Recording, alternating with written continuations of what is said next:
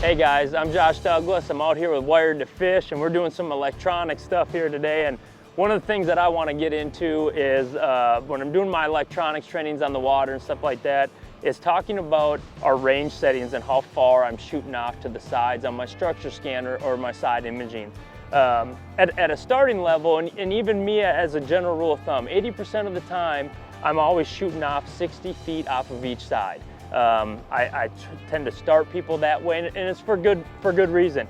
If you're always changing it from 30 to 130, it's really hard to develop your relation to where everything is next to you. It's really hard to also pick out certain things on rock piles or on transition lines or on weed lines if you're always changing that. So literally 80% of the time, I am always shooting off 60 feet off of each side, and that gives me a good reading of everything that's around me. It keeps everything in perspective for me. How to change that, you can simply just, these arrows right here will go out, 80, 120, 140, 200, all the way down to, 10, 20, whatever I want to do. Now there is that other 20% where I am changing it and I'm getting out of 60, and some of that would be, let's say I'm just cruising a river ledge on the Tennessee River, or I'm up on the bank and I'm shooting one side.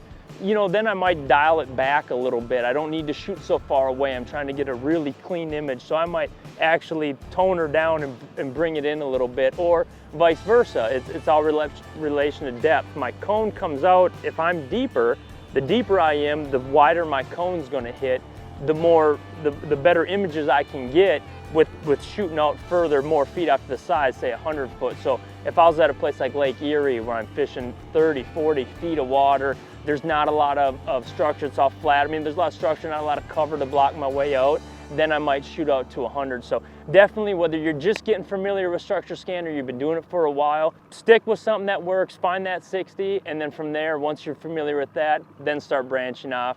All right, in this area here, you can see we got some, this is rock piles. This is rock piles 101 right here, actually. And if you look at them closely as we're coming over them, I call them craters on the moon. I mean, they look like rocks. The reason why is we're getting a lot of whites, like what I talked about before. It's hitting something really hard and sending back a reading. So we have a lot of white, but we also have a lot of black in there, and those are shadows. Obviously, that's the sonar hitting that, pinging them rocks and coming back, and I can't see what's on the other side because it can't shoot through the rock, so it's going to put a shadow over it.